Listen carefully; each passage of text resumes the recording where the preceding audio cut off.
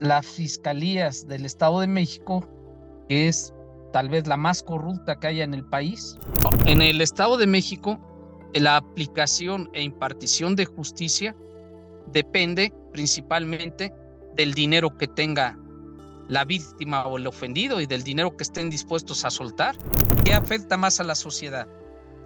Suponiendo que este señor hubiera cometido esa extorsión, alguien que exige 500 pesos o alguien que, valiéndose del cargo de presidente municipal, comete esos hechos ilícitos. Vamos a hablar de la corrupción del Poder Judicial en materia penal o en todas sus materias, porque la corrupción en materia penal empieza desde la deficiencia de la Fiscalía, del Ministerio Público, la forma de conducirse sin lealtad, siendo totalmente desleales, abusando de los principios de buena fe, probidad, lealtad, inclusive al llegar a alterar carpetas, sustraer documentos, manifestar hechos falsos, conducirse con mentiras dentro de las audiencias, y obviamente ahí entra la parte del Poder Judicial, la complacencia, el contubernio, el ser laxos o ser permisibles con la fiscalía y ser inquisitorios con las defensas. Entonces, esto viene porque el sistema penal en México está basado bajo principios de buena fe, de lealtad, de honorabilidad y de profesionalismo que desafortunadamente las fiscalías no tienen. Desde ahí tendríamos que empezar. Y segundo, eh, el Poder Judicial en el Estado de México lo han agarrado como una agencia de cobranza de cuestiones mercantiles, civiles, de hechos que no son delitos y que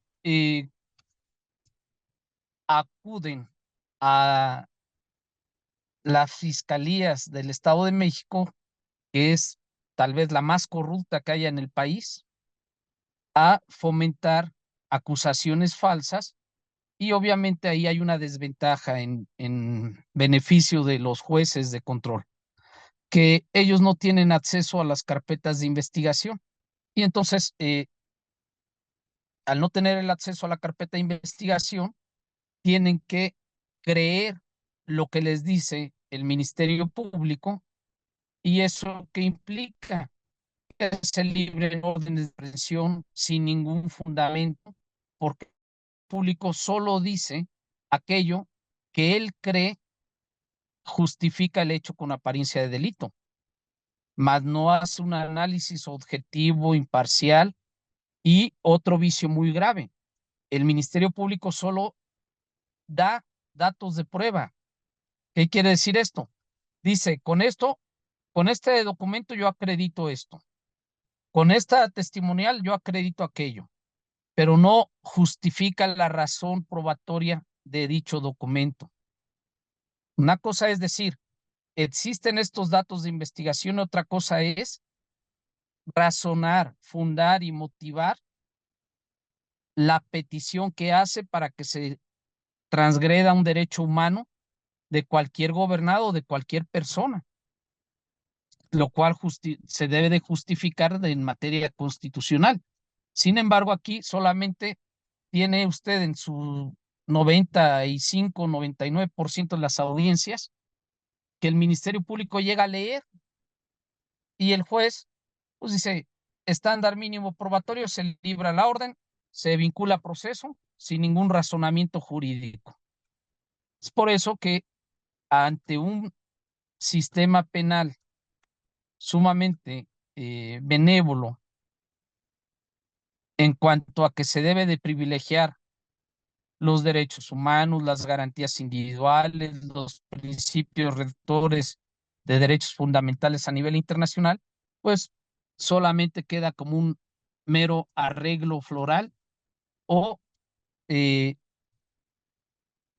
una simple referencia, porque en el Estado de México se aplican esos criterios internacionales de acuerdo al sapo sea la pedrada.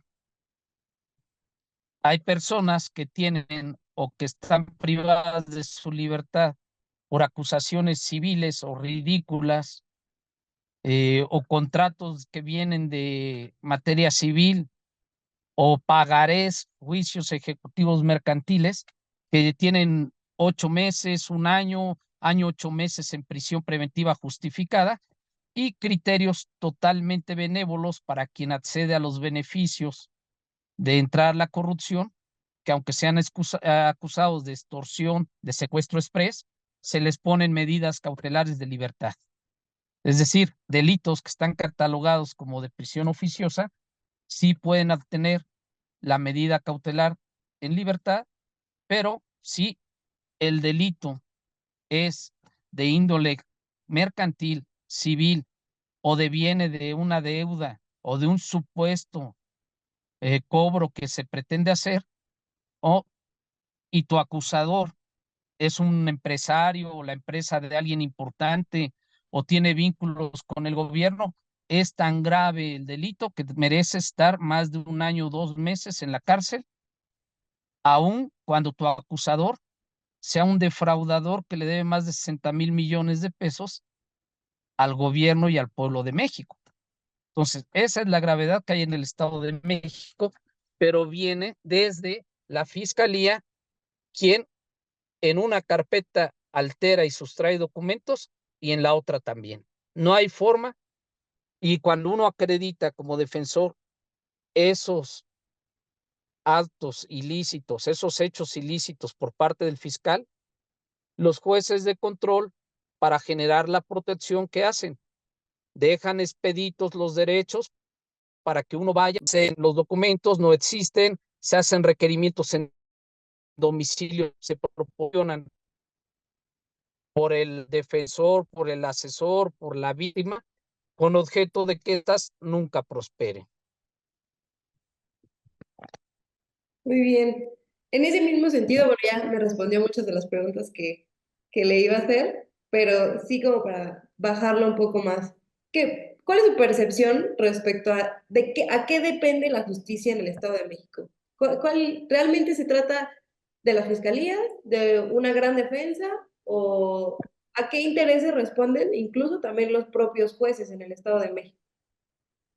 Bueno, en el Estado de México, la aplicación e impartición de justicia depende principalmente del dinero que tenga la víctima o el ofendido y del dinero que estén dispuestos a soltar. O sea, es muy obvio, hay jueces de consigna. Usted puede ver audiencias de aquí de Toluca, donde piden actos de investigación, personas privadas de la libertad, y los jueces, previo a la audiencia de control, de intermedia, dicen textualmente: así todas las pruebas las desestimara usted, para mí es culpable porque mandó usted hacer esto. ¿Y dónde está la presunción de inocencia? O jueces de control de Toluca, que por resoluciones de amparo se les ordena dejar insubsistente todo lo actuado, es decir, que no nació a la vida legal, y dicen con un cinismo único que da la corrupción: aunque me ordenaron dejar insubsistente, no puedo omitir que los hechos pasaron. Si están insubsistentes por una resolución judicial, una ejecutoria de amparo, no pueden hacer a la vida jurídica y no pueden tener consecuencias. Pero esos delitos contra la administración de justicia, cuando uno los denuncia en la Fiscalía del Estado de México, así se presenten directamente ante el actual fiscal, la orden es hacerlos perdedizo. En el caso concreto, nosotros tenemos denunciados a 3 jueces de control de Toluca, Estado de México, de denuncias presentadas en la Fiscalía Anticorrupción, y otra más por sustracción de documentos presentada directamente ante el Fiscal General de Justicia del Estado de México, de las cuales duermen el sueño de los justos desde hace un año, que no sabemos qué agente del Ministerio Público, quién las tiene, cómo las tiene, qué actuaron, aún y cuando hay informes del propio presidente del Tribunal Superior de Justicia del Estado de México, que esos dos, por lo menos 2 jueces, no estaban en funciones al momento de celebrar las audiencias. Si no estaban en funciones, ¿cómo son jueces? ¿Cree que existe entonces en este sentido una colusión por parte de la Fiscalía del Estado de México y del Poder Judicial, entendiendo que el actual fiscal es emanado del propio Poder Judicial, incluso su hermano es su director de administración? ¿Cree que exista esa colusión dentro de las dos instituciones? Claro, claro, inclusive aquí usted me acaba de decir, si su hermano es director de administración o qué cargo me dijo que tiene, Sí, es. hay un conflicto de interés, porque uno se encarga de acusar y el otro se encarga de suministrar o administrar los recursos del tribunal. Por entiendo que un director de administración ve nóminas, ve recursos para movilidad, da inclusive los incentivos que pueda tener cualquier juez. Entonces, ese es un conflicto de interés muy grave y que obviamente a lo que lleva este nuevo gobierno del Estado, pues lo están tolerando, porque no puede ser que el órgano acusador tenga como su hermano al que administra los recursos del Poder Judicial, que es quien revisa lo que hace el órgano acusador. Correcto. Como dicen vulgarmente, duele más el cuero que la camisa. ¿Usted cree que en algún momento alguien, un juez, va a ventilar toda la corrupción o aún cuando las defensas exhibamos y pongamos en evidencia ante el juez cómo se alteran las carpetas, cómo se falsean los hechos, cómo se manipulan, va a solicitar que se haga una investigación en contra de ese fiscal? Pues claro que no, porque la llamada primera que va a recibir es del director de administrador, con mi hermano no te metas. Muy bien. Y en ese sentido, usted pues llevó un caso muy popular que fue el de el ex dueño, el ex presidente del Club Deportivo de Veracruz. Incluso pues hubo reportes, ¿no? De que hubo tortura como tal por parte de un juez en el Estado de México. ¿Nos puede comentar un poco esa historia? Mira, esa situación, eh, si no fuera real, pensaríamos que está sacada de una revista o de una película de ciencia ficción o que pasó en Mozambique o Sudáfrica. Resulta que hay una revisión de medida cautelar para imponer prisión preventiva justificada en contra del señor Fidel Curi Grajales. Ante la ausencia de su defensa particular por estar en otra diligencia judicial previamente notificada, en lugar de declarar sin materia la audiencia, toda vez que en esa época el señor estaba privado de su libertad y le habían impuesto 100 millones de pesos de garantía, según para reparar el daño a una de las empresas del señor Ricardo Salinas Pliego.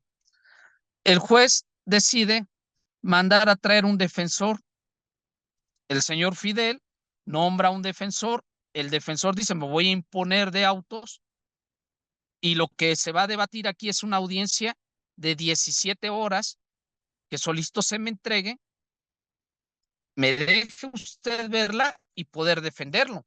Y el juez dice, no, le doy 20 minutos para que se imponga del contenido de las actuaciones y de lo contrario, pues renuncie usted a la defensa y le nombro al de oficio. Por lógica, si hay una audiencia que se va a revisar que duró 17 horas, pues no se puede imponer a alguien en 20 minutos. Es imposible. Ni el propio juez que llevó esa audiencia. Ante esto, el defensor particular que nombró en ese momento el señor Fidel renuncia por tener una imposibilidad de conocer los hechos. Se no puede hacer una defensa adecuada y lo ético es renunciar a tu defensa. Y se la pasa el juez de control 2 horas pidiéndole al señor Fidel, que estaba privado de la libertad en un cubículo, que salga y haga pasar a un abogado. Salga usted y haga pasar a un abogado. Llame usted y haga pasar a uno de sus abogados. Le espero, le dice, le espero. Salga usted y nombre un abogado y haga lo que pase. O le voy a poner al defensor de oficio. Por sentido común, si usted ha entrado en una sala de oralidad de Toluca, la persona privada de su libertad se encuentra dentro de un cubículo, incomunicado totalmente al exterior. Solo se puede tener comunicación a través de un interfón del cual graban las llamadas en el Poder Judicial, lo cual prohíben constitucionalmente, para ver qué le dice el defensor al acusado o al investigado. Y entonces, si está en esa situación y afuera no hay ningún familiar, no existe un teléfono para llamar al público, para llamar abiertamente a su esposa, a cualquier familiar que le ayude, que un juez de control le pida salga y haga pasar a cualquier defensor, no solamente es un acto de tortura, demuestra la corrupción y la hazaña cuando hay una consigna en contra de una persona en el Poder Judicial. Porque si fuera que quisiera el señor juez de Toluca, que en ese momento el señor Fidel hubiera hablado a cualquier defensor, pues hubiera dicho en la audiencia, pásenle un teléfono para que pueda comunicarse. O como le dijo, salga y haga pasar a un defensor. Es decir,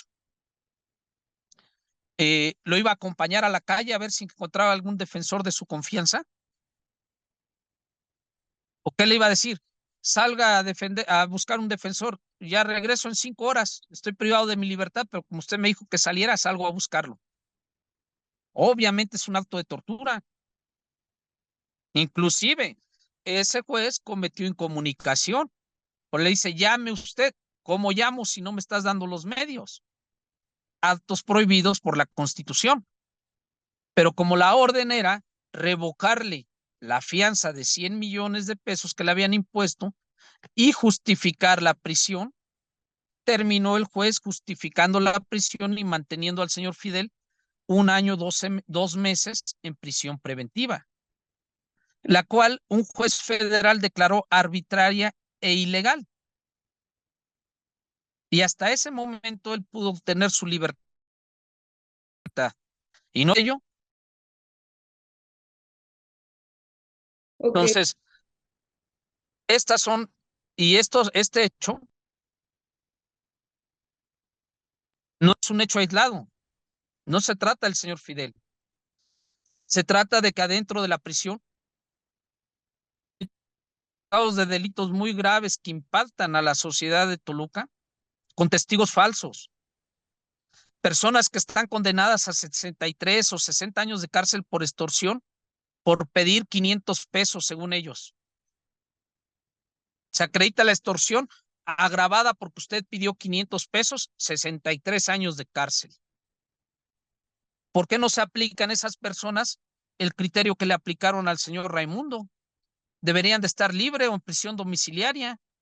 y aquí cabe ¿Cuánto? mencionar que se trata del mismo juez, ¿no? Por ejemplo, en el caso de Fidel, de Fidel Curí y de Raimundo Martínez, fue el mismo juez de control el No, que... en el caso de Fidel Curi lo conocieron expresamente dos jueces. Ujú, Eufrosina Leticia Lara Escalona, que es una juez de consigna, y Marco Antonio Sánchez Morgan, otro juez de consigna. Y en la audiencia específica que te comenté, que le pedían que saliera a hablar por teléfono, intervino un juez, Pablo Ortiz, ujú. que ha sido la única intervención que él tuvo en el asunto de Fidel. De ahí, que sea de mi conocimiento, no tengo información que haya intervenido en otro tema, en otro asunto Contra relativo él al señor tienen la Fidel. denuncia en la Fiscalía Anticorrupción. Así es, contra los tres. Ok, ok. Contra los tres denuncia que la ratificó el señor Fidel el 9 de noviembre del 2022 y es la fecha en que no tenemos ni el acuerdo que recayó a su ratificación. Nada más imagínense el grado de corrupción. Cuando todo lo que denunciamos está demostrado en los audios y en los videos del propio tribunal. Además se necesita ir concretamente al minuto que se dijo, en tal minuto cometieron tal hecho ilícito, en tal otro minuto cometieron tal otro hecho ilícito, en tal otro minuto hicieron esto, con tal acuerdo contravinieron tal resolución. O sea, si hubiera voluntad de limpiar el Poder Judicial, si no se pueden someter a proceso a estos jueces, lo menos que se tendría que hacer es lo que hace el Poder Judicial Federal, te suspendo, te cambio de sede para investigar tu actuación y si es lo que te denunciaron, te aplico una sanción. Pero en vía de mientras te muevo de donde estás para que no sigas causando agravios. Pero como son los jueces que ocupan para los asuntos relevantes que saben que prestan para la invención de testigos, que omiten todas las omisiones del Ministerio Público, pues mejor los conservan acá. Les son Pues, más útiles acá. podría decirse que el Poder Judicial funciona con una especie de catálogo de jueces que se prestan para este tipo de cosas. Así es, así es, o sea, y no me extrañaría porque me ha tocado ver en audiencia y es muy evidente que el Ministerio Público va leyendo y el juez va palomeando lo que el Ministerio Público lee. Es decir, lo que el Ministerio Público lleva por escrito lo tiene el juez. Eso viola todos los principios constitucionales del nuevo sistema penal. Entonces, podría decirse que es necesaria una reforma al sistema penal como lo tenemos, al sistema judicial. Claro, la reforma que tendría que ser es, primera, que ante las omisiones del Ministerio Público sea penalmente responsable. Hay un artículo en el Código Nacional que dice, es obligación del Ministerio Público actuar bajo el deber de lealtad y probidad. Ese artículo tendría que decir en un segundo párrafo, será responsable penalmente el Ministerio Público si viola los principios de lealtad y probidad. Y con eso, el Ministerio Público le puedo asegurar que pensará dos veces antes de pedir una orden de aprehensión, antes de pedir un acto ilegal, y el juez también pensará dos veces antes de emitirlo. La otra, pues, que el juez, ya sea una vez que vayas a juicio, que eso ya necesita ser valorado y estudiado más a fondo, una vez que vayas a juicio, el juez pueda tener acceso a las evidencias o a las pruebas. ¿Por qué? Porque a veces se obtienen sentencias por creencias o por dichos. Creo en el dicho de, creo en esto. Y el sistema penal no es de creencias, es de pruebas. Muy bien, correcto. Bueno, abogado, ¿alguna otra cosa que le gustaría como comentar referente a su perspectiva como abogado dentro de este sistema de justicia? Pues sinceramente lo que eh, te deseo comentar y quiero que se ponga de manifiesto al público es que las autoridades han omitido la relevancia del Poder Judicial y la capacitación a este poder y a las fiscalías. Las fiscalías, el derecho penal es un derecho científico, técnico, en el cual puedes llegar a la verdad de las cosas si lo haces de manera objetiva y leal. Pero si lo haces, como lo vienen haciendo en el Estado de México, para complacer, para calmar el clamor popular,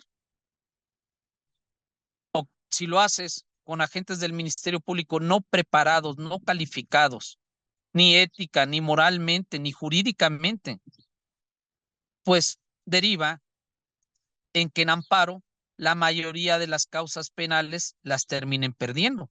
Inclusive el propio presidente del tribunal hizo una declaración sumamente grave en la que decía que pedía una reforma al Código Penal para que fueran penas únicas, porque el 93% de de las sentencias eran revocadas en amparo por no saber aplicar los criterios para imponer una pena. Si no sabes aplicar esos criterios, pues es obviamente una falla de los jueces que les ordenan, dale la pena máxima, dale esto, está el delito, y que te vuelvo a repetir, les ordenan perjudicar a quien no accede a las prestaciones económicas que ellos exigen. Porque yo te pregunto, un asunto muy relevante en Toluca de hace 3, 4 años. Un líder de apellido Chamorro, condenado a 63 años por extorsión de 500 pesos. Y un expresidente de Toluca que le dan libertad por un secuestro express y el mismo delito. ¿Qué afecta más a la sociedad? Suponiendo que este señor hubiera cometido esa extorsión. ¿Alguien que exige 500 pesos o alguien que valiéndose del cargo de presidente municipal comete esos hechos ilícitos? La pregunta sería, ¿por qué el juez no le pone prisión domiciliaria o le pone la restitución del daño? Devuélvele los 500 pesos. ¿Cuánto cuesta tener a esa persona ilegalmente detenida ahí? ¿Qué diferencia hay entre esta persona y este que es presidente municipal? Tal vez la única diferencia sea que este que sí obtuvo su libertad, sí llegó con los números adecuados a la persona indicada para que le pusieran esa medida en libertad. Y el otro, pues se tiene que aventar 63 años en la cárcel por 500 pesos. ¿No es absurdo? Y así, por lo menos debe de haber en las cárceles del Estado de México 1,000 personas, y me estoy yendo bajo, por delitos mínimos, por montos mínimos, con penas mayores a 10 años de cárcel. Ese es el absurdo. Frases que se conocen en el Poder Judicial. En este asunto sí se puede, suelta. En este no se puede, aguántate. Son expresiones de propios jueces que los hacen popular entre las personas sujetas a proceso. ¿Y considera usted que el actuar de estos jueces deriva, de cierta forma, de incompetencia por parte de quien preside el Poder Judicial del Estado de México? Pues tal vez no sea incompetente, pero sí es muy apático. El señor se ha vuelto inaccesible. No se puede llegar a él, no se le pueden plantear estas cosas, porque en todo esto que se le ha planteado directamente al señor, responde un asistente, te mandan un departamento de quejas, donde después de 5 o 6 días te mandan un correo. Su queja no es procedente, pero si insiste usted, haga todo el procedimiento. Si no escuchas lo que pasa, ¿cómo vas a saber cómo mejorarlo? Si nada más vas a la estadística, oye, en amparo me revocaron 93 sentencias. Uy, estamos mal. Si revocaron 93 sentencias, 93% de las sentencias, pues quiere decir que los jueces no están debidamente capacitados. Vamos a hacer, esto es una empresa. Imagínense en la empresa que usted trabaja, que su productividad fuera del 7%, ¿la conservarían en el trabajo? No, por supuesto que no. O sea, las estadísticas de la fiscalía dicen, metimos a la cárcel a tantas personas, ejecutamos tantas órdenes de aprehensión, pero nunca dicen cuántas de esos procesos, cuántas de esas órdenes de aprehensión terminan en sentencias culpables, porque la mayoría de los casos los pierden.